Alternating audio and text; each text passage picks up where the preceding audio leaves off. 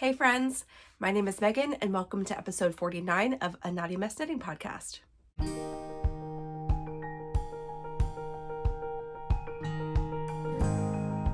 Hi everybody. I am getting over a cold. I feel fine. I sound a little gross, so sorry about it. I will try not to cough on this wonderful episode we're going to film here, which is hopefully going to be very short on the whips. I have a lot of acquisitions. And then just no comment, okay? And then I want to talk through quarterly stats, and if I feel like this episode is going too long, then I might just make that its own short episode. But actually, I feel like the half-year wrap-up is important to do, and so I'm gonna do it. Either way, I'll let you know when we get closer. Let's see how filming goes. Today I'm wearing my Ripple crop top worsted, which is a pattern by Jessie made. Let me look up some information for this.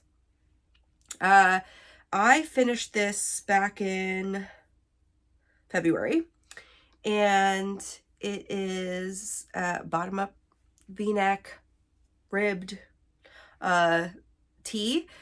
It's a size 5. It's 45 inches in circumference. Recommended ease is -1 to +1. That's a little more than -1 to me. Plus, gauge on this, we talked about a lot, like in those episodes, is, you know, willy-nilly-ish. I think there is an unblocked and blocked gauge, and a lot of it is like, you can block this extremely, or you could not block this extremely. So like, because of the way the ripples are, the ribbing. So if you blocked it to its maximum, then it's going to just, it won't be as fitted to you, or it will still be really fitted at your size. Like, it just depends on what you want for sizing. I made this with 4mm needles. I used Carlsbad worsted, which is from Explore Knits and Fibers, in the colorway Balearic Sea, which is part of the Spain collection. I love this color. I'm obsessed with this shirt. It's great. It's 100% superwash merino. It's 218 yards for 100 grams. I don't really have anything else to share about this. Sorry, I got distracted. It's super cute. I did, my modification was that I definitely extended the sleeves. They're pretty short as written. I don't really think I modded much else on this. If I did this in the future, which I do have, actually I want to make it out of a DK weight, and this is in my Neon Era on Rocky's DK, and I would love to make this a DK weight. She has the worsted version and a fingering version, and I'm just going to use the worsted version, probably make one size bigger so I have a couple more ribs, and lengthen it, which I'll have a little bit more yardage from the Rocky's DK. And I think the sleeve length on this is good, but I don't even think I'd care about the sleeve length as much if I gave myself a little bit of short rows, so that this, I think I would also probably like bring this V up just a tiny bit, like this. It's more like slightly sassy V territory, I think. I just think like if I wear it as it is, it's a little bit, I don't feel as comfortable wearing it to work. I'll do it. I mean, I'm doing it today, but like, yeah, anyway, that's all I have to say about it. And I think if I gave myself some short rows, then I would also, and if I brought this V-neck in a little bit, I would also experience less of this, like, I just feel like my bra straps show sometimes, which is not a big deal. These are very plain black bra straps. Nobody cares. But it just, like, I feel like I tug it then. That's all I have to say about it. Let's move on. I do have a finished object this week. My finished object is not one that I thought that I would finish this week, and definitely one I did not need to finish this week, but I got on a roll, and I just, you know, you gotta knit for joy sometimes, and I just, it's like whatever I was reading was vibing with this. I don't know. Don't ask me. But I finished my super gorgeous Versa Shawl. Let me hold it up for you. I can't even, because this thing is 9 feet long. Woohoo! It's done. Last week I had ended just after this last stripe. So I finished all of these repeats. But I think part of it is like, once you get to like, I said this, like once I get to like, you get to like here, like these rows end up feeling real short. So you're like, oh, just one more. Oh, just one more repeat. Oh. And then I was playing Yarn Chicken. So, I actually ran out of the black, which I think this was a full skein. So the black is Cascade Heritage Sock, and it was a full skein, but I don't know that I weighed it. I think I weighed it. Anyway, I think it was like very close to 100 grams. I ran out of it, but I did not run out of my Moondrake, which is interesting. I was so close though. We did not do Knit Night Live this week, which I couldn't have gone anyway because I had the sniffles. But I was on the call, and I think I still had like, I mean, I had a good portion left, maybe like this much left. And I showed Sylvan my ball of the Sparkle Stardust, and she made a dress out of this. So she has extra. And I was like, oh, Sylvan, I may need to grab like a couple of grams from you. I finished this. I didn't bring it down, but I have some left, but I have like a minuscule amount. So I was a little nervous, and that's, I think, also why, like, you know, I was like, I just got to finish it so I know if next week if I need to grab the yarn from her. I am good. I'm blocked. Also, sometimes it's hot to knit in the summer. I know you know this, especially anybody who lives not in the Pacific Northwest. It is so much hotter everywhere else in the US. But it's so nice to block in the summer. This took, I mean, this is a fingering weight, and by the time you like, you know, pull your brioche apart a little bit, like, I think I laid this out, and I did lay it right in direct sunlight, which I know people have feelings about this, okay? But I laid my blocky mats out on our upstairs porch, and by the time I started stretching this out because like the brioche, even when you wash it, like you have to give it a little bit of a nudge to block out. It was like drying as I was laying it out, people. It was dry within 25 minutes. So that was pretty wonderful. But yeah, you can see like it definitely blocked. Oh, it looks a little bit see-through there. I definitely blocked it not super aggressively. So I'm pretty close to the spine depth, though again, I used fingering, and this pattern is for sport. I think with sport, you wouldn't really have to like, it's plumper, it would just give you the length you need. And so I didn't aggressively block my middle spine, but it gives that little, more of that triangle vibe. Okay, it's so cute. It looks great. I'm not really going to wrap this around myself right now because it's hotter than heck. I don't know how I'm going to do pictures. Like, I'm going to have to do it. I feel like I'm going to have to get up at the crack of dawn or something to do pictures. That would be not me sweating so terribly. I did take some pictures of this. I'll put one up here of it just like hanging in my house, which it looks really cute that way. Here, I'll show you though. It is, I mean, it's long. It's 106 inch length. And I think this ended up blocking out just a tiny bit longer than that. 106 inches is nearly 9 feet. So, you know, I can do this. Like multi-wraps and tuck it and do the whole thing. And it's great. When I do that though, like, because the spine's open, like, how fun is that? It's almost like this weird, like, optical illusion that you're like, are those the same? No, they're not the same. That's weird. Which is so fun. And then my little neons show up. So if I just like wear this to the side too, you'd be able to see like some extra striping. I love it. Super happy with it. Really happy with the pattern. I'm going to go back and read through the final version, which Bridget definitely updated like a bunch of the formatting to make it extra clear, because the technique of picking up on the I cord and then doing it again for the second side, you're picking up sort of differently, but the same. It's a little different. Could get confusing. And I think she actually made it really clear. Like I said before, I did the pickups, just followed along in her little video format, and I had zero problems. It was really, really easy to follow that way. So I'm just going to go through and make sure it all makes sense to me, and get all my Ravelry notes in and all my yardage in, and then do my final things. But this test is done. This is off my needles. It's gorgeous. I like really love it. Like, oh, here's my little stripes align. I like that I did the stripes differently. Yeah, I'm super pleased. Very happy with the outcome.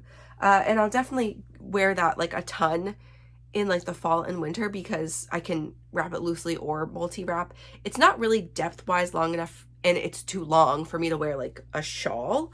But what I will say is, like, if I made the size 2 in a sport weight, or 1 in a sport weight, I think you could wear it more just kind of like as a little wrap. I think Ariel has done hers. I'm not fully caught up on her podcast for this week's episode, so I don't know if she finished it, but she was really close last week, so I imagine she did. And yeah, so you can go check hers out to see what a hand spun sport weight version looks like. Okay, that's all for the Versa Shawl by Bridget Zhou. I don't even know if I said that in the beginning. Who is BZB Knits? Let's talk about the yarn really fast and then I'll finish. So I said it's 106-inch wingspan. I use 3.5 millimeter needles, which is the recommended. Again, I use fingering, not sport weight, so tiny off on gauge, but not a lot, actually. The black is Cascade Heritage, the color black. It's 75% superwash merino, 25% nylon, 437 yards for 100 grams. It's a 4-ply. It's very nice. The light pink is Moondrake Co. Sparkle Stardust in Birthday Cake. It was a La Mercerie 3rd birthday special colorway. It is a 80% superfine merino, 15% net, 5% stellina. It's a confetti stellina, so it's like got confetti tweed bits in it that are all bright colors, and the stellina is like red, yellow, blue, which is, it's like, so yes, it's cute on camera, but live it's extra fun because you can really see all of that with your eyeballs. It's 410 yards for 100 grams, and the hot pink came with that as a sock set, and it is the MSN mini, which is 60% superwash merino, 20% silk, 20% nylon, and it's 96 yards for 20 grams, and I have quite a lot of that left over, so I'll figure out what to do with it in the future. Okay, let's go on to whips. Okay, cast on order. So here is my first whip to talk about, which is my Market Henley, which is a test knit for Claire Jackson, who is perfectly knotted. This is due August 1st. Testers start getting in the chat yesterday being like, oh crap, deadlines. I have just added a little bit of length. So I had sleeves done last week, and then I added like 1.5 inches. I'm not going to talk about this a lot other than I want to talk about that I tried it on. So this again is a top down waffle stitch Henley. I will add buttons when after I block it. It's beautiful. I'm loving it. I tried it on after both sleeves were done finally. So it is a cropped length. The crop that I'm supposed to get to before adding the hem, which is about 1 inch and a little bit, like 1.25 inches, is 8.6 inches. So this is a 10-inch top is what that would be. It will block a little bit longer for me, but weight wise, it's already pulling itself down. So if I don't stretch it to block it, I think it would be about this. I tried it on and that is too short for me. So like absolutely I need to add length. Partly because my torso's long, partly because I have boobs, you know, like it was definitely too short. So, and I don't want to stretch the pattern out too much. So I would err on blocking like less aggressively. So giving myself more length. So it was supposed to be 19 repeats and I got there yesterday. That's when I tried it on. And I was like, you know, I'm definitely going to add more, but I don't want to add a ton of length. So I think what I'll end up doing is, and I have plenty of yarn for this, so I'm not really worried about it. I'm going to add approximately, I just added like two repeats or 1.5 repeats now. I think I'm going to add 5 repeats total, which gives me about this much length. So yeah, which it's like 1.5 inches-ish. Then I'm going to try it on again and see how I feel about that. And then add the ribbing. So I don't think I need like 5 extra inches of length or anything, but I think I'd feel a lot more comfortable if the overall length was like 12 inches or 13. And because I do think it'll block with a little bit of length, like I don't want to add too much. Yes, I could block it first and then add ribbing, but I mean, even with all this sunshine, I don't know if I want to do that because it's annoying to do when it's on needles. I'm going to see what I feel like adding a little bit of length because I'm not worried about yarn. I also, yeah. I'm going to use some feels for this over the next couple of days. Let me tell you some details about it and then I will move on. That is a size 52 inch bust. Recommended ease is 4 to 8 inches. It's on 3.25 millimeter needles. I did go down to 3 millimeter needles for the ribbing. It is supposed to be, or the recommended needle size is 3.75 millimeter needles, but I did not anywhere close to get gauged with 3.75 millimeter needles. That is Explore Knits and Fibers Denali sock in the colorway Flock, which was a custom color or the special colorway for Flock last year. It's 80% superwash merino, 20% nylon, 400 yards for 100 grams. What I will say is that Flock colorway I also got at Flock last year. So when Elle came to Bainbridge Island and brought the Seattle collection, she also brought Flock and it was reformulated. It's a tiny bit darker than this version, I think. I said that when I was in the store, I was like, ooh, that looks darker. But then I got home and I was like, I don't know, like maybe not significantly. I think she changed the dye style just a tiny bit, maybe like so you could more distinctly see all the colors. I'm not sure. I didn't get any because I didn't need any. I have 4 balls of yarn and I have like 3/4 of one ball, almost none left of my last one that's connected to the body, and you know, maybe 1/3 of another. So like I have a whole ball of yarn still essentially to play with. And so I'm not, again, not worried about length at all. I just, you know, I'm going to go with the feels to see how I want to proceed. I also feel like because I was like not feeling awesome this week, I could not make decisions. Maybe that's why I prioritized the other one. I'll definitely finish that this coming week though, because I just needed to be off my needles. And also I want to get my notes in and stuff early to Claire. I'm skipping the Daydreamer because again, I didn't pick it up this week. With being sick, like that one just took too much brain power. I was like, no, not gonna happen. But I did work on my color tip tee. So that's the next on the list. I actually only have 3 whips to talk about. So my color tip tee, this is a pattern by Emily Curtis, who is MW Kurt on Instagram, Gently Chaotic Knits, on Ravelry, and she is a dear friend of mine who I got to see this week actually. So not live, but because we did knit night online, it was Emily's birthday yesterday. Happy birthday, Emily. She shares a birthday with Elle actually from Explore Knits and Fibers. But she joined Knit Night online and it was super fun to see her and talk about getting together for Flock, etc. But she was also working on her color tip tee on the call. So was I. So here we are. I added a sleeve, most of a sleeve. So, and my collar. Okay. You know, I hate an unfinished collar. I'm really happy with how this collar came out. The collar is kind of convincing me that I want the whole thing to just be tipless. I just think adding another color, even a variegated, even one that's like less variegated, even a tonal, I don't know, may distract from how pretty this color is, or I'm not really sure what the feeling is, but the vibe for me is saying no other colors. So I think I'm gonna follow that vibe. Here's what I have is because there's a lot of short rows, because this is a cap sleeve, I did this with 1 ball of yarn. Yes, you can do a cap sleeve even with helical knitting. becomes a little bit more complicated. And again, I wasn't feeling awesome, and I was like, you know what, I'm not going to do it. It's fine. I'm not really worried about it.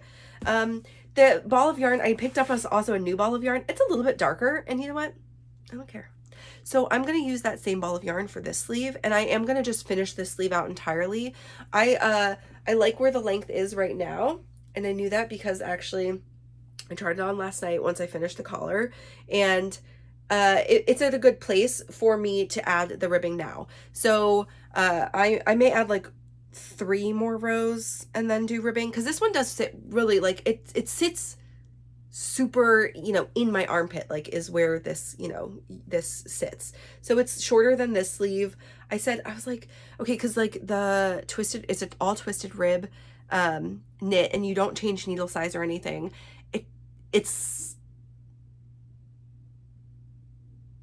an inch and a little, I think, that you're supposed to do, an inch and a quarter. Like, it's just not a lot of ribbing. So anywho, I think I'm gonna add 3 or 4 more rows. This was at the end of last night, and so I made a decision. I wrote it down in my notebook upstairs, and I think I said like 4 more rows, then just do ribbing and call it good. It'll be fine. Then I'll pick up the other sleeve, do that one next week without a lot of decision making, because everything else will be already decided from sleeve 1, and go back to the body.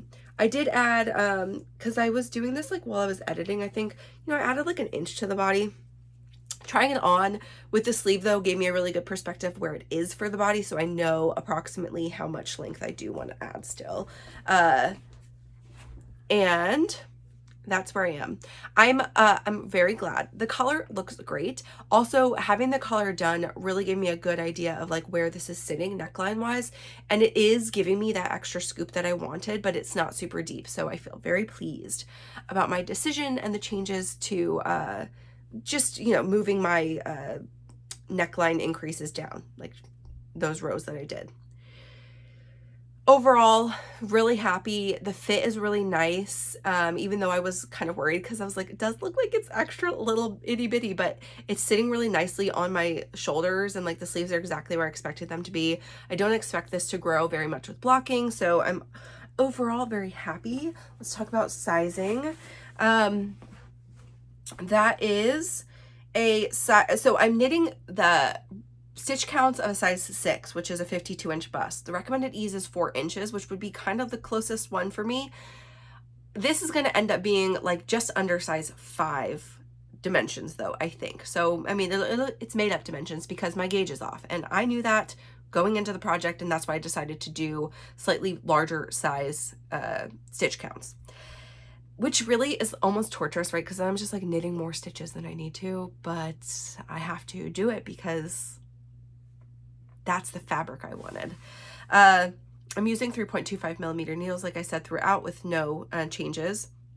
The one change I also did for the collar is I knit that last night, and I was like, you know, I really do not want a folded collar. So I just knit like 8 rows of twisted rib, and then I bound off, like sew and bind off, and I think it looks fine. And because that yarn is so variegated, like it looks great. Like, you, even though it's a twisted rib with the sew and bind off, like it doesn't look weird or anything.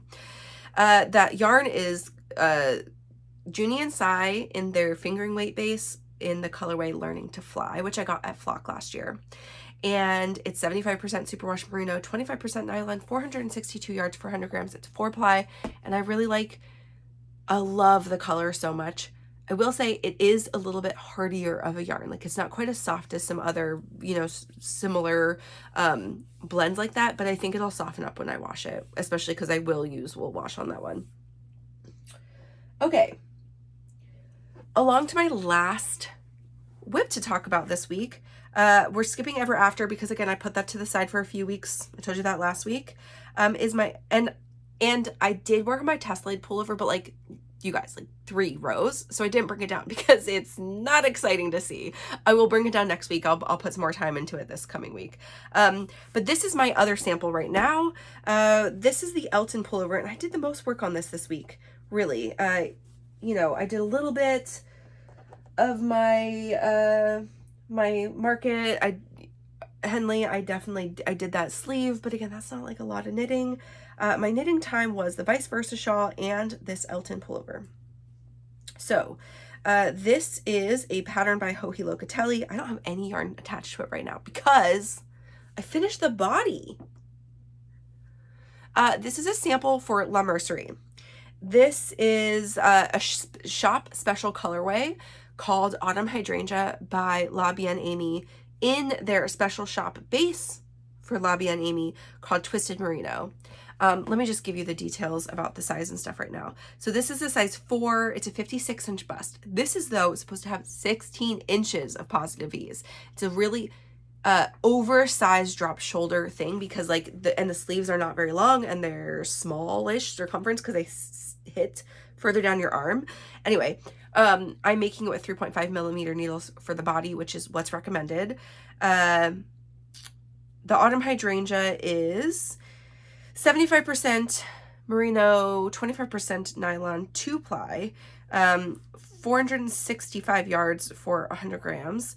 And the mohair that's held with this is called, it's Durum Natura Berenice in the colorway Avoine, which means oats. It is 55% super kid mohair, 25% silk, 20% wool, and 230 yards for 100 grams. It's pretty light. I don't know, it's like light, but I think because of the wool in it, like the fluffiness is still very apparent. Anywho, this is going to be a sample at Flock, so you guys will see it there if you are coming. It'll be at the La Mercerie booth.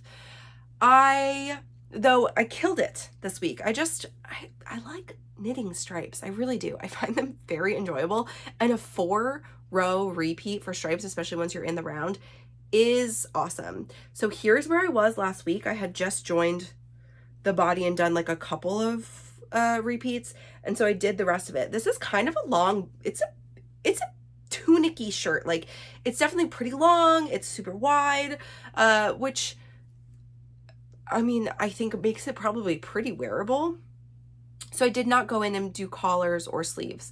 I will do collar first before I pick up sleeves, just because like that'll drive me nuts.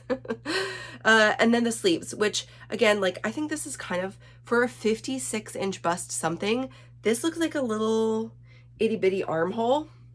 I don't know that like my arm would fit in there, but again, I could try it on and see like where that fits. I'll do it when the sample's finished to see if I could wear it. But overall, like, yeah, I think it's super cute. It's definitely a shirt you would need to wear a tank top under because this thing is see-through. Just the gauge is pretty open. And it'll block out to be a little bit wider, but like it's not gonna need like a ton of encouragement.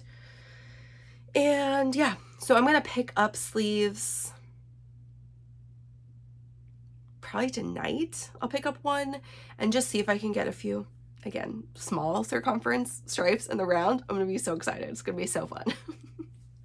I'm doing great yarn wise. I will be totally fine. Yeah, so maybe I'll do collar tonight and then pick up a sleeve.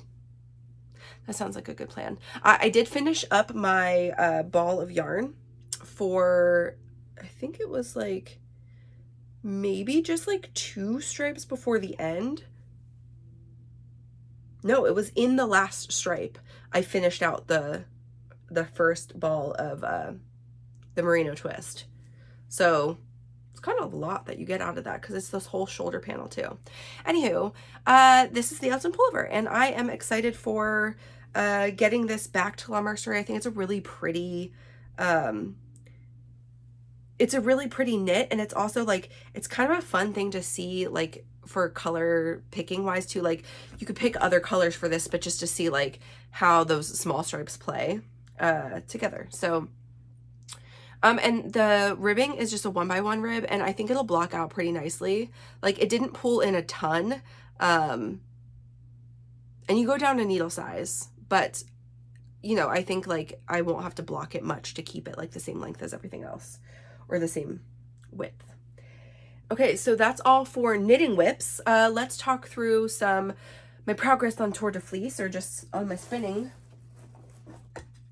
Okay, I brought down something to show you.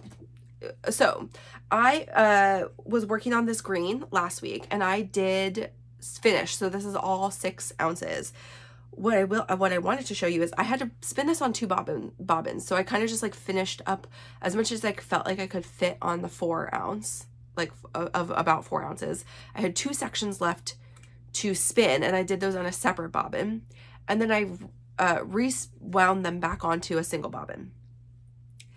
And you can see here, so this is about 2 ounces here. And that's like, you can see all my bumps and valleys. And this is what happens when you rewind it, is like you can just very easily like move it across back and forth quickly, and you get this like really even spread. And I'm still even favoring one side a little bit here, you can see. But this is all 6 ounces and this is 2. Like you get a lot of extra space in here when you're spinning, you just do. And I'm not really very conscious about like, I don't move my yarn up the eye holes very often. I should probably do it more, but I don't. So I give myself all these little valleys, and you know, takes up extra space. It's fine when you're doing 4 ounces. You can easily do 4 ounces on one of these bobbins without worrying about it. Anyway, I have been rewinding, and I'm going to continue doing it, I think, because then it puts, you know, you've essentially, you're pulling, because I worsted spin, you're pulling all your fibers in one direction, and then when you ply, when you're doing it from the other way, you're touching your fibers and pulling them back this way, right? But if you rewind them, then you're plying together the same way. It's just supposed to make your yarn a little bit smoother. I think it did for my 3-ply Barbie core spin, and so I thought I would try it with like, that was all merino and a little silk, and this is BFL, and so I thought it would be nice to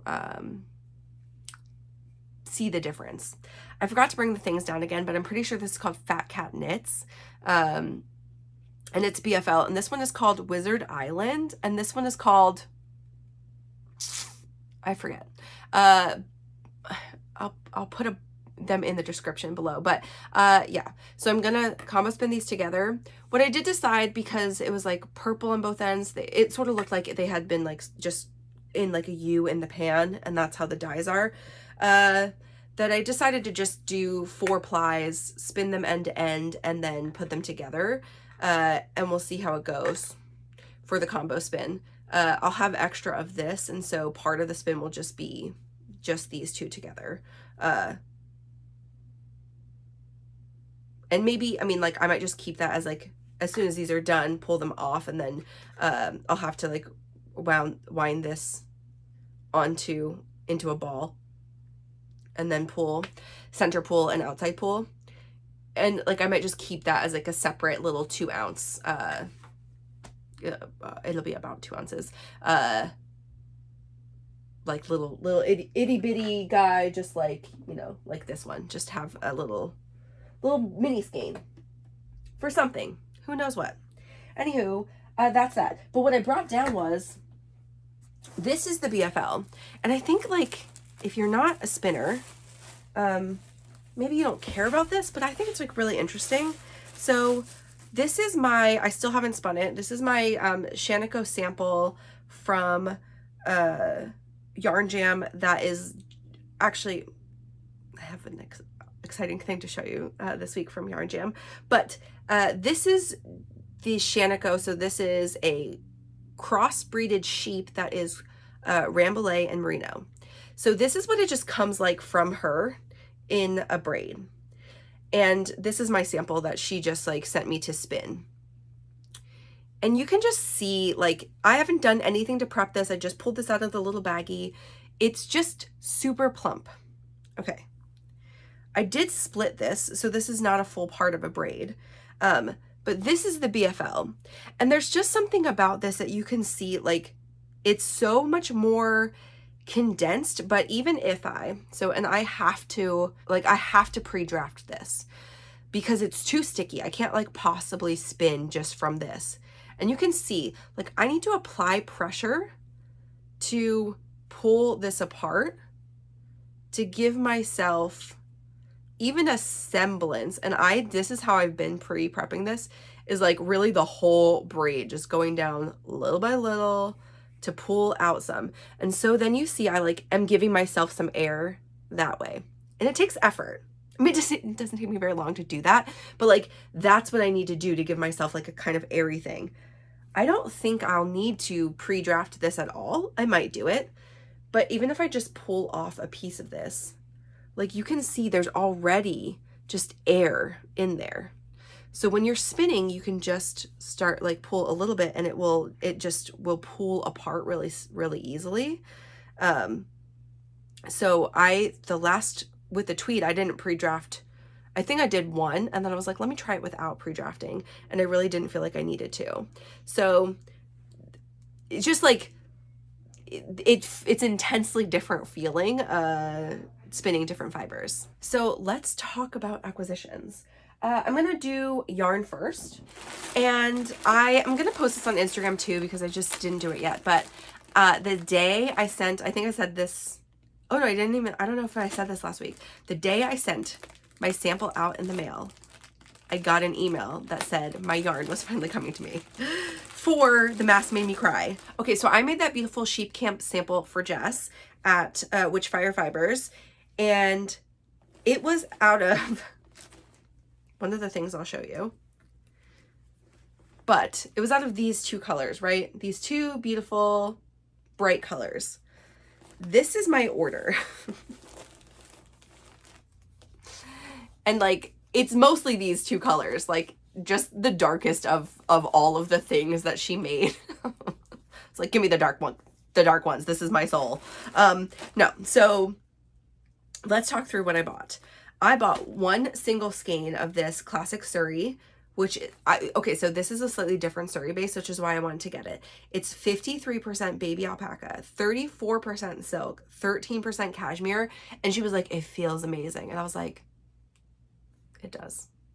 I really love it. It's so nice. It feels almost like,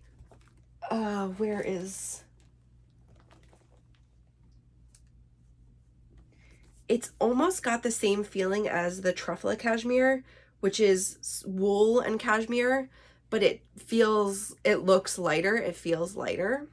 So it's like,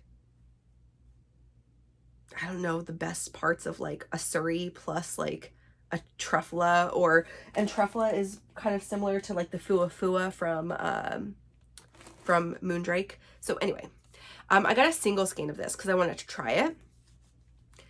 I have an idea of what I want to make, but I'm not sure if I'm going to do it. Anyway, the idea of what I want to make is like similar to, I don't remember what the pattern's called, but it's similar to like the Park Knit Ghost top or whatever. Is that what it's called? Anyway, it's a short sleeve, and I don't know if I'm committed to this one. This is why I'm not going to flash the picture up because I'm sort of going to sit on it. But what the idea that I was thinking about doing is like a short sleeve t-shirt that is just a single strand of Surrey, and it's really like a really loose gauge. So it just is like a see-through top. I mean, it's not for the purposes of being a real shirt, which is like a silly thing to make maybe, but also like kind of a fun thing to do. And so it's definitely something I just like wear a tank top underneath of it and just like wear this like an over thing. Very non-practical, but I really love this color and I really loved it on the Surrey. And I just have a lot of Surrey and stuff, like fluffy things. I didn't want to have like a whole big Surrey top. Anyway, this would be amazing in a doppio, like super amazing in a doppio, especially with other colors from the collection. Like these two in a doppio with like, even with Lighted Up, or even like with this, with Through Love, like, I don't know, just this collection was like feeding itself for every doppio combination ever. Anyway, that's what this is for. The next thing I got was really this mini set. So this mini set, I got all the minis, partly because I wanted like 7 of them. So I wanted these specifically, though I wanted to see them live to decide if I wanted to swap in maybe one of this one or do this instead. Anyway, I'm gonna play with it a little bit. Obviously, you know, these kind of warmer, fleshy colored ones are like my less loved colors up here. But yeah, I basically just wanted I wanted one of everything because I am so in love with like the collection, the names, the inspiration behind all of these. I know you guys heard me talk about it when it was on sale, but these are all double mini sets, double yarn. So it's 80% superwash merino and 20% nylon, which is what this is because, and this color, that's this color here. So I actually have to pop this one out. But gosh, maybe I mean, I might use all of them. Honestly, I could do whatever I want. Isn't that nice? I am going to make a slanty stripes. So this is what I was waiting for my slanty stripes. Some combination of these minis. And the nice thing about the slanty stripes is I could just use as many colors as I want. So I'll figure out how I want to color in the little, like make myself a little chart for like which colors to use when. But this is what I want to do. Will I get it done before flock? Like that may be crazy, but it would be super fun as the last of my make along things. And also because I just like, I want it so badly. I want it so badly. Okay, so that is the plan for that. So the plan for this one is actually like, maybe not, and I don't know, like I'm 90% committed to this plan, but it really could be an alternate pattern that is very similar. I own this pattern, but there's also like, this one I could also change out same pattern for this yarn. So the Northwoods V-neck is what I'm talking about. I definitely think I want a V-neck for this. It's just, I could go something that's a little textured with this yarn and be happy about it, or I could just really do a stockinette and also be really happy. Okay, so this colorway, this colorway that I got the extra of is, I think I said, is I Can't Fix Me. I don't know all of the mini names. I wish I did. Like one of these is Mom Hug. Maybe this one. This one is Light It Up. This one is Through Love. This one is, it's the complementary to the Live Manon Live. I don't know.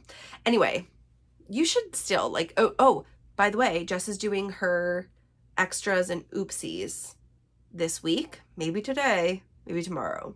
Might be Friday. So if you are watching this in time, definitely scoop some of those up. I don't know if that's what she's bringing to flock since she's getting rid of the rest of her inventory, maybe not. But again, that sample, the couple samples I've seen are all from the mass collection. Not all of them. But that would still lead me to think that that's going to be at flock. I don't know. Anyway, this colorway is called Take It Off. This is my favorite color from the collection. This is why this is one that is a sweater quantity. This base is classic DK. So this is what I used for my sample, the sheep camp. It's 100% superwash merino, 4-ply, 231 yards for 100 grams.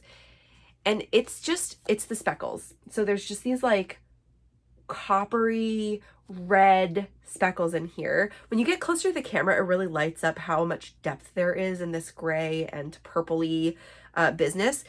Live, it looks a little darker than on, like it looks this dark live. Once you get up to the light, you can see all the depth. You can see it with your eyeballs, obviously, but as soon as it like catches the light, it looks like overall lighter. It's gonna be so dark and so yummy. And it's like, it is like blood speckles. That's what it reminds me of. And on purpose, because that's like what this color is. This is a Throne of Glass colorway. And it's definitely the most, to me, it's the color name and inspiration that hit hardest, other than I've Been Looking For You, which is one of, actually, I think is one of these colors. Maybe it's this one. Anyway, that is from ACOTAR.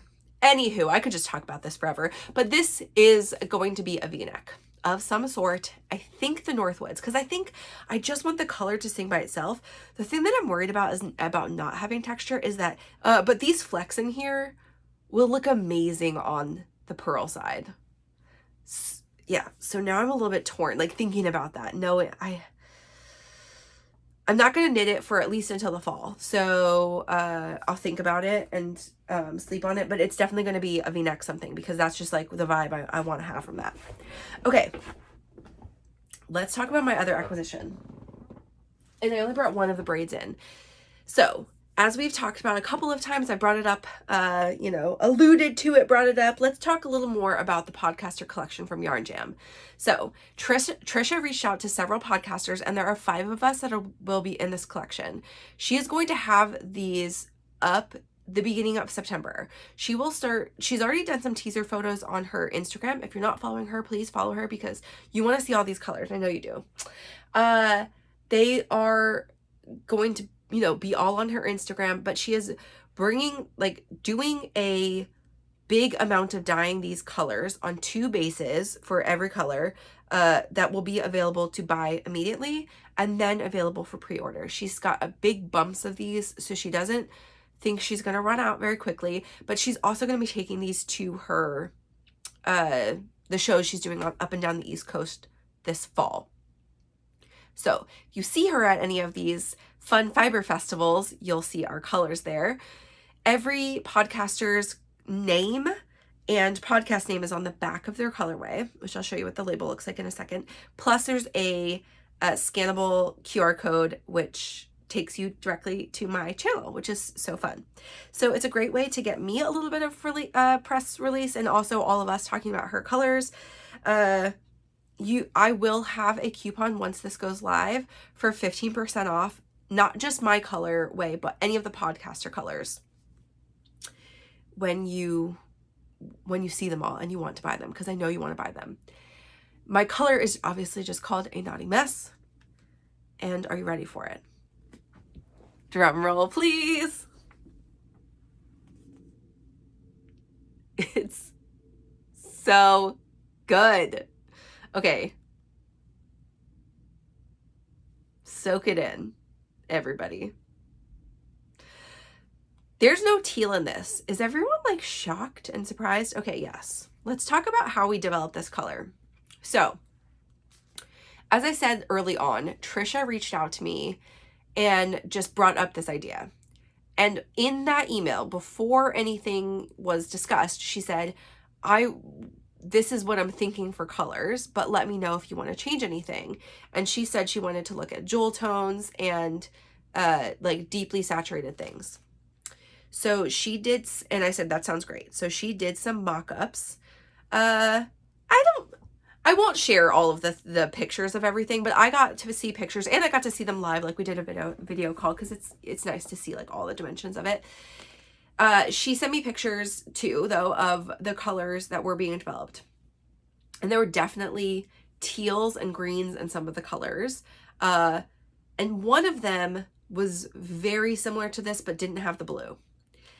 And let me tell you who else is in this collection, because this is part of my decision. So Ariel is going to be in this collection. Emily Curtis will be in this collection.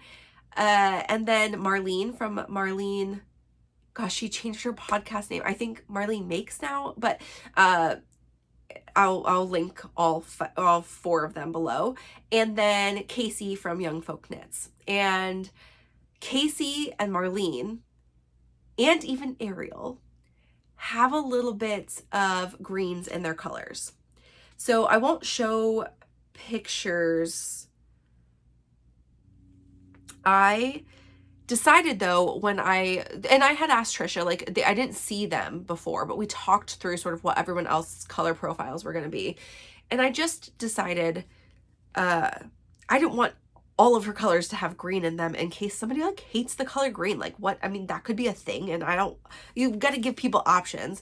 Also though, I wanted one that was very truly cool, so that because all of these other colors lean a little bit warmer. Even Kaci's greens is a little bit of the warmer tone greens. If there are any other winters out there who want to spin and knit with a wintry thing for something for yourself, I wanted to give you the true winter experience. So these are all very winter palette colors. We went through development on this and tried a couple of different things.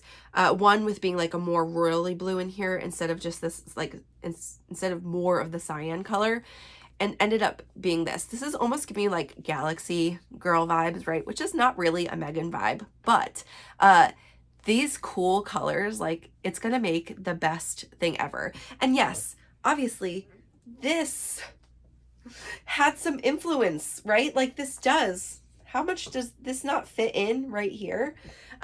So all the colors in here, you can see there is a black that bleeds into gray. There is a dark purple that breaks into this gorgeous, and there's a couple shades of purple in here, but that breaks into this gorgeous like pink. There is some of this that breaks into almost like a peachy pink here. And then we've got the cyan. So the cyan here, you can see like a really truly cyan here, but you see that like it does give this kind of like really aqua-y color down here. But then some of this is like almost a purpley blue. And like even this berry tone comes out. Like, it's so, there's so many colors in here, and it's gonna spin up so beautifully. I got this on the Shanico blend. So this is a 100% natural US Merino Rambouillet, which Merino Rambouillet being the sheep is a mix of those two. Not that it's some Merino, some Rambouillet. So that's Shanico. I'm going to get at least one braid of every other podcaster's color for sure. You guys, I'm so excited. I can't stop like touching it and like loving. It's very soft. I mean, like, look at this floof. Like, this is 4 ounces. I don't have that braid down here, obviously, because I already used it. But like, where's another BFL braid? Like, here's one example. So this is 100% Corriedale from Backloop Yarn and Fiber. And again, this is not even compressed for Corriedale. This is like normal. This is 4 ounces, or well, yeah, I think this is 100 grams, so maybe just like a little bit less. But this is 4 ounces. Can you see the difference? The amount of air trapped in here is unreal. Okay. That's all I'm saying. So I am going to do a sweater spin. I got enough braids for a sweater spin. I'm feeling nervous about it. Again, I didn't do my sample spin of that other, the one I just showed you, that Shanico. I am going to do a 3-ply of that to see how I like it. And I'm going to knit just a swatch with it and see like what gauge I get and how I feel about it.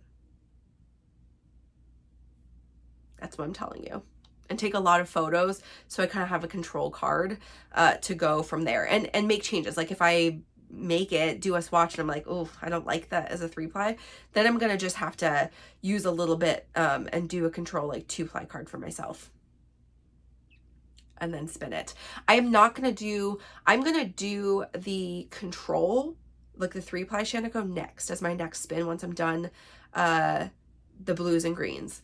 And then I think I might give myself a minute and spin up something else, which I'm not sure what it will be, but I kind of want to spin this, or even this, which has a bunch of, I think this is rayon in it, or bamboo, and do a combo spin with these two. Because this is a lot of fiber to give myself sort of like a sort of pseudo sweater spin feeling. Because I just feel nervous. Okay, that's all. Okay, so this week I've read a couple of books, and honestly, I feel like I didn't knit as much, even though I did make some really good progress. But because I had, like, I don't know, like, because I wasn't feeling great, I don't know. I decided I wanted to, like, read a book, like, with my eyeballs, which is so weird. So I did that, which I'll talk about in a second. But I did finish earlier in the week, or like the beginning of the weekend, The Path of Daggers, which is the 8th Wheel of Time book. Done. There were a couple of reviews I saw on like Reddit, Wheel of Time Reddit, that this was like a filler book, and it's not even that, but there really wasn't a lot that happened in it. Like one big thing happens in the beginning-ish, and you kind of like hear about the effects of that like spell casting or whatever. And then it felt like the whole last third of the book was like set up for where people were going to be, instead of the normal, like everything comes together and people explode. It's just like reminding you where everybody is, which is also what the beginning of the next book is doing. So that was like not boring, but it was like definitely not like the formula of the other ones necessarily. So I read the book, The Ballad of Never After, which is the second of Once Upon a Broken Heart series by Stephanie Garber. I read that like 2 or 3 weeks ago. I got this book right after, and then I was like, wait, I need a pause before I start the next one. I really like it. This one is, it was so good. There's more of a focus between Jax and Evangeline, like figuring out how to break the curse that's on her right now, and also like yeah, there's a lot of extra things that come into play, and you're not exactly sure who's the good guy, who's the bad guy, even though you know Jax is like the bad guy the whole time, but like who else is bad guy? There's some interesting developments that happen though in their little story, and like you know that this story is about the two of them, really. Everyone else is sort of incidental characters, but she's married. Like there's a lot of things that are like coming into play that are really interesting. The magic keeps developing in this though too. Like, you know, it's like at some point you get, it hasn't even really been asked yet, but like, who are the fates and why are they fates? And that's like what Jax is, this kind of like demigodish character where he's got some particular types of magic, and like he is immortal maybe, and like you're not even you're not sure how long he's been alive. Like there's a lot of questions, and some of those I think questions have not really been asked, but you're getting to that point. So I finished it. It was really good. The end of the book was really good because something appalling happens, which I shouldn't be so like giddy about, but was all of the things. Like the third book is going to be so good. So I will read that in short order. Then I needed some like brain break, obviously, because I wasn't feeling great. So I read 2 Icehome books. I read Steph's Outcast first, which is number 13. And that is about Steph and Juth, who is the Outcast clan who I like, you know, if you ever listen to me on these book things, like they came into play another book ago, 2 or 3 books ago. And Steph is like the resident therapist, which is sort of like an annoying character to have and be, but she was like in school for psychology and got scooped up before she like had her degree or was practicing, but she's trying to be that like emotionally intelligent person on the beach, which is actually like good and interesting, and like such a like millennial perspective to add into this whole like being trapped on an ice planet. Like you should have somebody to talk about your feelings, and also because we're 2 very different cultures, we should have somebody who's trying to like talk through like, how does that make you feel? So this is, and she came up in some of the other books too as like being a therapist, and it was pretty good to see her have her own story. And then the 14th book is called Sam's Secret, which I finished last night, and is about Sam and Sasa, who was a character you hear about in the original because he's like from the original tribe, and he was like kind of a kid in those books. So this is like 12 or 14 years later. So he's like a full-grown person, but he came up in the first book because he came into Icehome because he's like, oh, I want to mate, and he was like the only unmated kid at the time then. And so you weren't sure, but he was like already like a baby teenager when those books were happening, or like, you know, a more of a kid, so that like he would be either a lot older than all the kids that are growing up and be their mate, or he'd be the young one of this new group of aliens. Anyway, there's a teenage girl that came, I think she was like 17 or 18 in the first book. This is all like 4 years after the very first of the Icehome books. So presumably she's a little bit grown up. But anyway, he comes to the Icehome group in the beginning of that, and he's like, let's call him an 18-year-old or 19-year-old. So he's a little bit younger than most of the captive women. So it's like they kind of see him as a teenager, plus he's sort of lusting after this teenage girl. That obviously doesn't work out for him, and she's like being an awful teenager, and she wants the older men, and he's too young for her. Anyway, by the time this book happens, he's like 24, 22, 23, I know, at some age like that, and he's all man, you know, obviously. So anyway, Sam's secret is an interesting one, and she basically is like a victim of domestic violence on Earth and has a lot of trust issues, and so they deal with that in this. And I actually think this one was like maybe the most interesting of all the books, because they bring up like something happens that's not just you had your issues and it has something to do with the mating, and your person will just make you get over it. There's another element that comes into this that's really interesting, and it just makes the story progress in a way that, yeah, doesn't feel as the same as all of them. So it was fine. Okay, the last book that I eyeball read, and I finished the whole book. That's how you know I wasn't feeling great, that I read this whole book, also because it was so good and I could not put it down, was the Elle Kennedy. I knew I was going to go into Kindle Unlimited and just look to see if she had them, but she did. Is The Deal. Is this what's the book is called? And it's the off-campus series, #1, which happens at Briar and is the hockey team, and is Garrett Graham. So this is The Graham Effect, is the last book I read, which is the first one from Elle Kennedy, and also happening at Briar University, which is made up. And Garrett is the father, right, of the girl in that one. And it's a lot about like not living in his legacy, and he's like, so you already know he's going to be like a really great hockey player. There's some things that like, you know, and obviously I know he's married to Hannah because that's the care, you know, it's her parents, but it's them falling in love, and it's such a good story because it's sort of like it's not even fake dating, because it's not dating. It was like, you tutor me. It is this every teenage movie, right? You tutor me and I'll give you street cred by hanging out with you and making you be more appealing to this other person, this other jock who will think that's cool.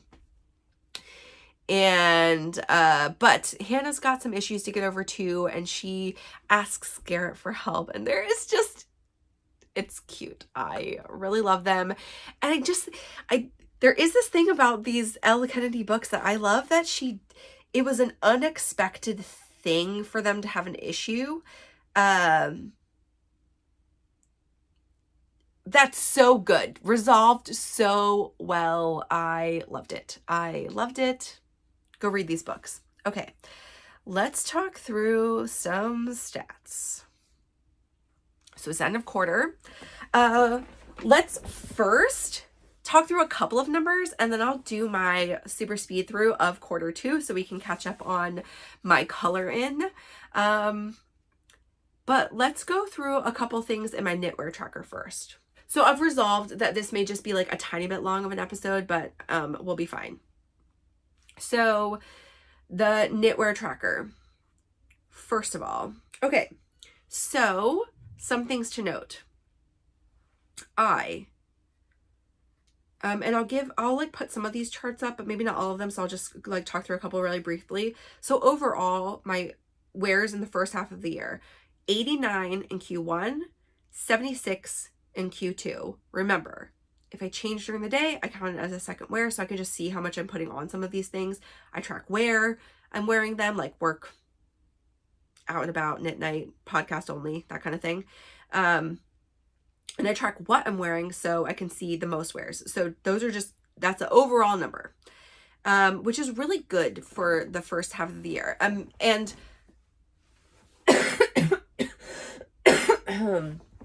there were just a couple more instances where I wore what I was going to film in at work. And so I did a lot, like less changes. It wasn't necessarily a lot less days of wears. I wore a lot more t-shirts. So month over month, I wore like no t-shirts January, 3 February, 3 March, 4 April, 4 May, 13 in June. So t-shirts going up. Most worn t-shirt so far this year, Skyline tee. Second most, my Ripple crop top. And that tracks totally. Those are newer for me and things I want to get out and wear. And also my tank tops are going to be up there. Like already my stripy turtle tank is getting up there. But I just finished those. Cardigans, more cardigan wears this quarter too. So mostly because they weren't finished, right? My Leith got all the wears in January. So anyway, in January 4, February 4, March 7, April 8, May 5, June 8. And May was warm here and June was cooler. So like I can totally see these trends over seasons. I'll tell you, in July, there's not going to be very many cardigan wears because, or I might just wear them in the morning and like take them off because it's getting hot here. Most worn cardigan is my Calm Down cardigan. Not surprising to me. I love wearing that. It's super flattering. Yeah. So Leith second with 12, and then way down are my other ones. Not surprising.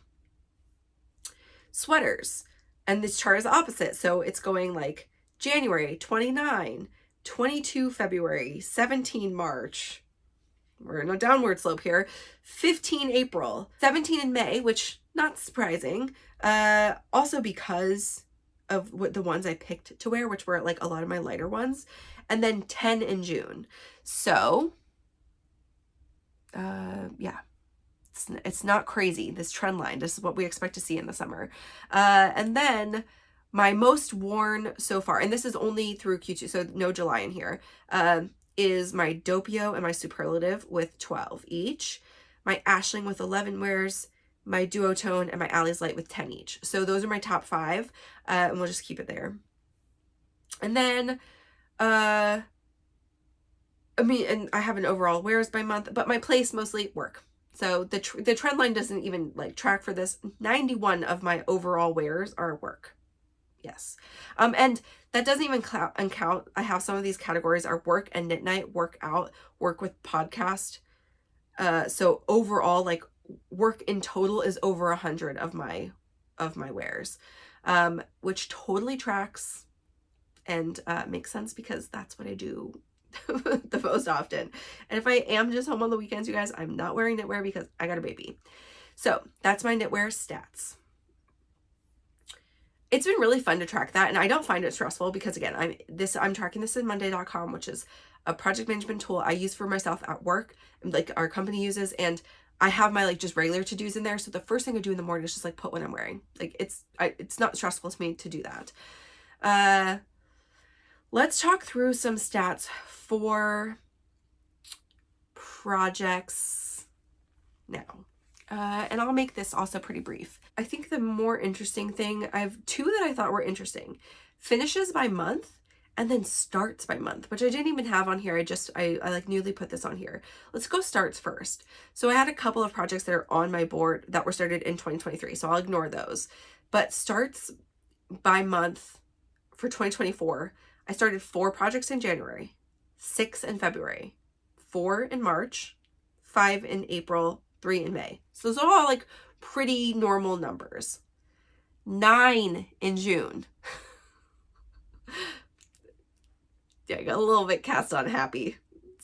that also tracks with like the summer. It's like you get in that new season thing, which is like, no, it's not knitting season. So like, why? But it's like the tanks, the like more easily done things and samples. So it's just like cast on fever. Okay, finishes by month. 3 in January, 5 in February, 6 in March. Okay, I had things I wanted to get done. 3 in April, 6 in May, 5 in June. So like the same exact number done in each quarter. That also tracks because I don't have like a ton of extra days around myself. And then by type of things already finished. So 8 tees and tanks, which that's crazy. I didn't really think I'd already be that, but part of this was like I did say, last year I wanted to be doing tees and tanks consistently. That's I have much less tees and tanks and sweaters. But then 7 pullovers, 4 cardigans, 3 cows and scarves, 1 shawl, 3 baby blankets, and 2 headwears. So yeah. So anyway, that's pretty exciting stuff. Yeah. I mean, that's the stats I have to give you. So here's one more stat I keep on this board that is different than what's on my yarn board. And that is my total yards used. So my total yards used is different than what's on my yarn tracker because I'm only tracking if my yarn is being tracked. And I did acrylic baby blankets this year already, a couple that are not getting tracked there. So what I've knit and completed, and this doesn't, and only completed things go in here, and this does not include my Versa Shawl because I just finished that, is so far in those 28 projects I finished in Q1 and Q2, I have knit 33,096.973 yards. That feels pretty great. It's a good number. And knit and crocheted because some of these were crocheted things. So that's a little bit from my project. Okay, before we talk about now that we talked through a little bit of the project stats, let's look at the color in.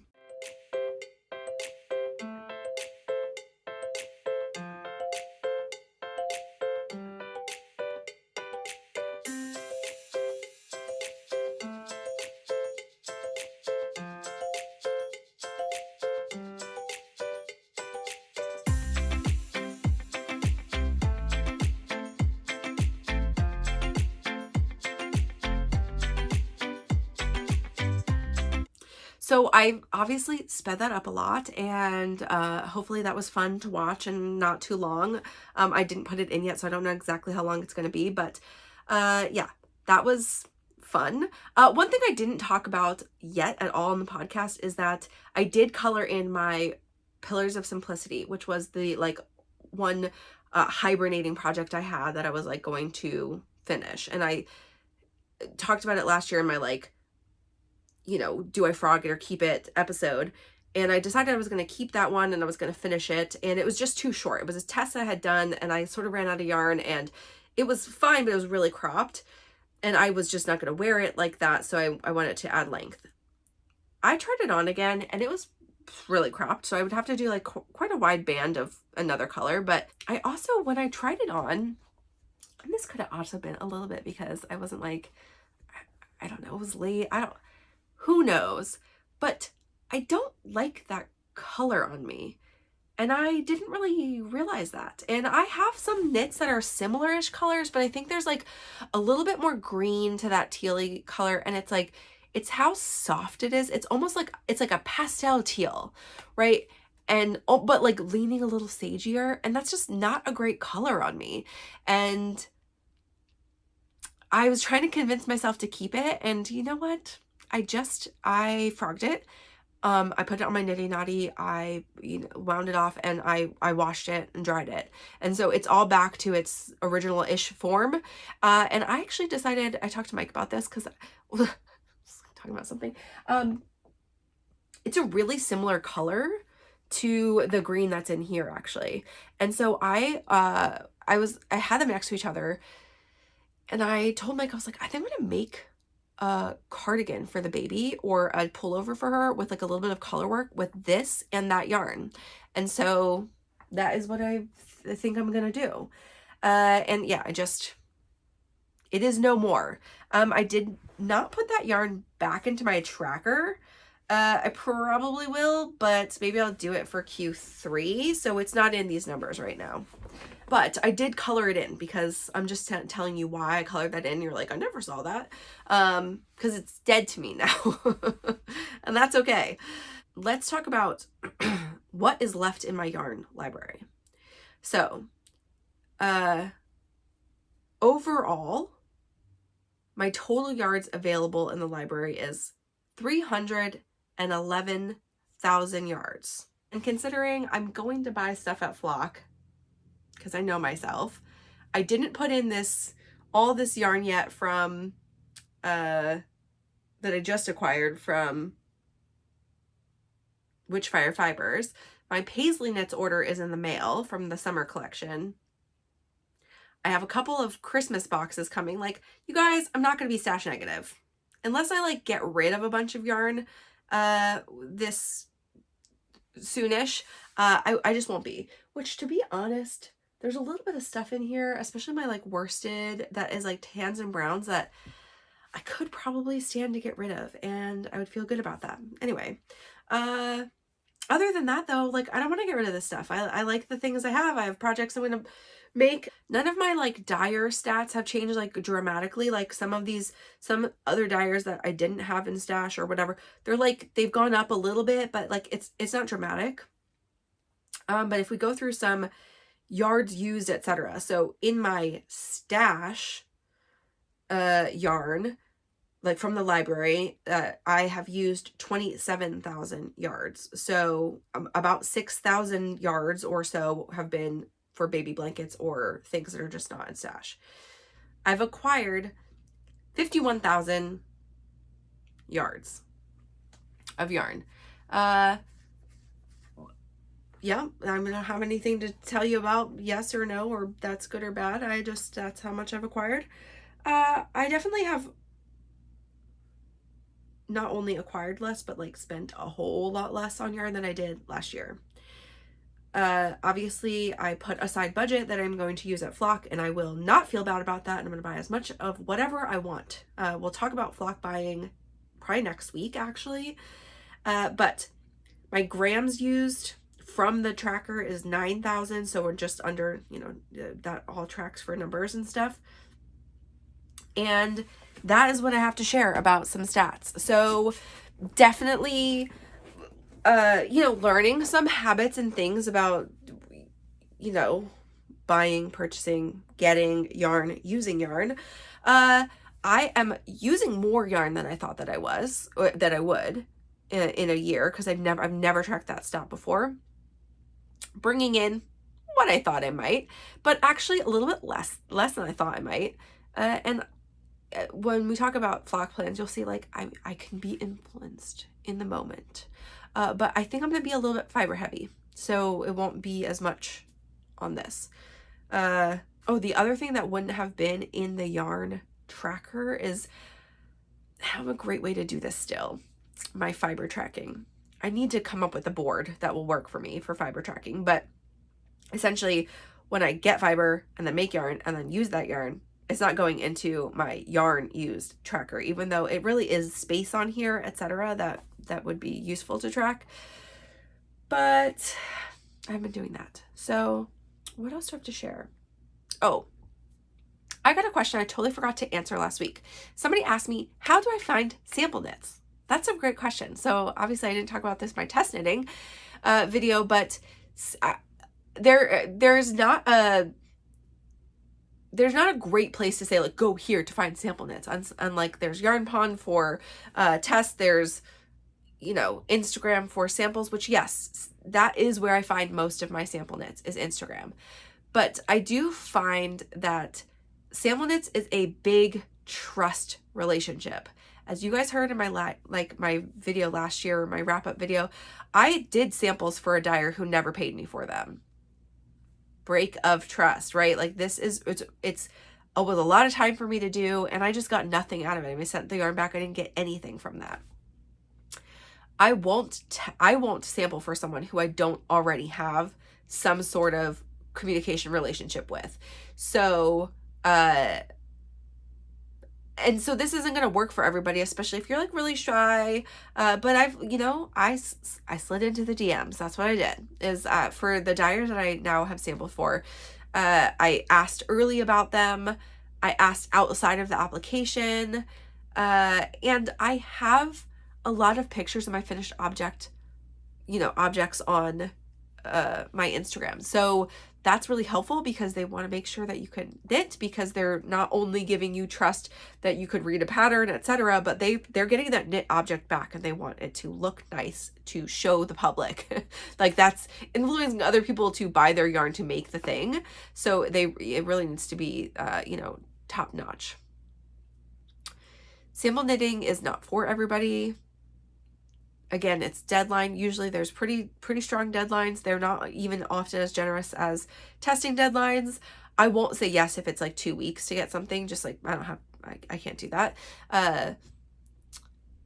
But also your LYS, that's a good place if you want to do your like first sample knit in a sort of lower stakes scenario, is like go to your LYS and say, hey, I would love to try to be a sample knitter.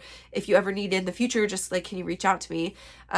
Oftentimes the samples that are knit in the store are people who work in the store, right? So that's obviously lower stakes for them. But I have done samples for La Mercerie, and so that is not my first samples, but that is how you got a little cred, right? Like, so having done samples, especially for a place where people can like verify that was done, yada, yada. And a lot, Jess is very well known in the community. So like that she would use me for more than one sample, I think it like looks good. And anywho, that is my recommendation.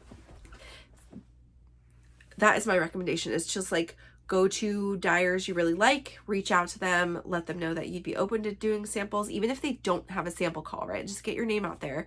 And yeah, so your LYS. Those are my 2 suggestions. Hopefully this episode is not actually super long, but thank you for hanging out with me, even with my like gross sick voice.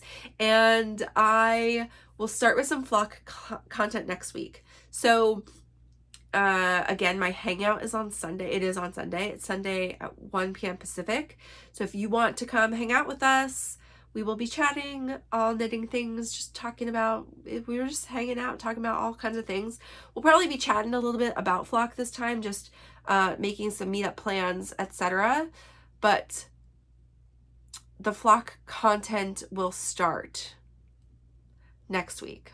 I will go over, I don't know exactly what I'll cover. I'll probably brainstorm with my knit group next week too, but I'll definitely go over what I'm going to wear and how I'm going to approach shopping. Those are the 2 things that I think I can definitely film.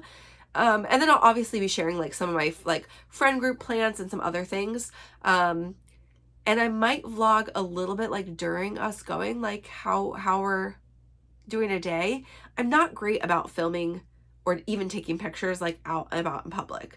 Like if you've ever, obviously I don't post a lot of stories, but if you've ever also seen like, there's been one post ever from like our entire group at knit night, because we're not videoing what we're doing. Like we get there and hang out, and that's like just how I am with a lot of my friends. Anyway, so maybe I'll vlog a little to keep you guys posted on what's going on during flock, but maybe not. And so and if I do it probably would just be on stories, so I don't really have to do like a ton of editing and putting together stuff for YouTube. But if you're really craving that, let me know and maybe I'll consider doing it. Anywho, that's all for now. Let me know what you're working on.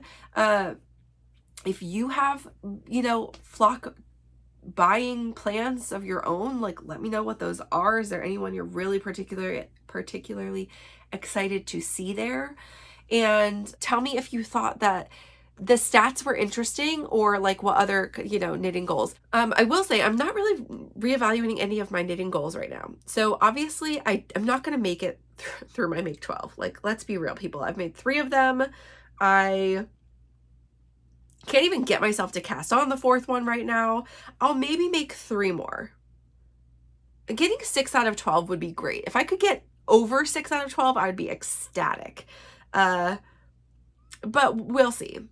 The other of my goals be yarn conscious and be 10,000 stash negative at year end. At this rate, and that was an ambitious goal, and I didn't know what my buying habits really were because like I'd gotten sort of crazy the year before, you know, like, and also how much I could knit in a year. So we'll see. I can't keep building my stash forever, so eventually I will need to start being stash negative. I just will figure out how I'm going to do that. Maybe next year. But I don't want to like kick that goal out because I still want to not go crazy buying whatever I want. I'm going to make at least 10 patterns I bought in 2023. I think I've already killed this goal. So I'll confirm towards the end of the year, but I'm pretty sure I have. Be smarter about testing and sample knitting, 20 or less test knits. And I mean, I can't promise I'll hit that. I will try though in the fall because I did sort of go crazy this early summer. I'm going to try to pick up less sweater tests just to keep myself sane. And I was trying to not buy yarn for tests, and I've now bought for 2, which is not all of them by any means, but definitely I'm okay with the Crayabea one being the second one because I'm super happy with that. I have not cast on yet. We'll talk about that next week. And then do a sweater spin, which I'm going to be on track for because I'm getting myself up to it. I've done my first garment spin and not knit it yet, but I'm going to start that soon also. And then spin at least 4 pounds of fiber. I need to check myself a little bit more closely for this goal, but I think I'm good with the halfway mark of that. I might be like just 4 ounces under that, but with Tour de Fleece keeping me like spinning every day, I think I'm going to kick the butt for that one. So that's where I am. Tell me, have you reevaluated your goals mid-year? Have you thrown them all out the window? That's okay too. And did you make any new ones because something came up? So keep the conversation going below. As always, give me a like if you enjoyed watching this video, subscribe if you haven't, and please, please message me in DMs if you don't feel comfortable saying anything below, or if you have side questions you want to ask about. I'm very friendly, I promise. I will talk to you all soon. Have a good one. Bye.